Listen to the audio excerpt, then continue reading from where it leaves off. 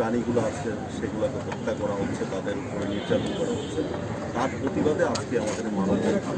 এই মানববন্ধনের মধ্য দিয়ে আমরা বর্তমান যে অন্তর্বর্তীকালীন সরকার আছে, সরকারের কাছে আমরা আহ্বান জানাচ্ছি যে আপনারা এটা চিহ্নিত করুন। এখানে বয়ে আছে, এখানে আমাদের সিসি ক্যামেরা আছে, সিসি ক্যামেরার মাধ্যমে কারা এটা করেছে যদি শনাক্ত করা যায়। অবশ্যই একটা মানুষের উপর অত্যাচার করলে, নির্যাতন করলে যেমন শাস্তির বিধান বাংলাদেশের সংবিধানে আছে, ঠিক একইভাবে একটা পশুর উপরে, একটা প্রাণীর উপরে অত্যাচার করলেও কিন্তু তার পানিশমেন্ট, শাস্তি কিন্তু আমাদের সংবিধানে আছে। সেই সংবিধান অনুযায়ী তার শাস্তির আমরা দাবি করি এবং এলাকাবাসী সহ দেশবাসীর কাছে আহ্বান থাকবে আপনারা আরও সচেতন হন। আমাদের যে ধরনের প্রাণী বিলুপ্ত হচ্ছে সেই বিষয়গুলো আমাদের সজাগ থাকতে হবে। সাথে সাথে এই ধরনের অ্যাক্টিভিটির জন্য যারা বিকৃত মস্তিষ্ক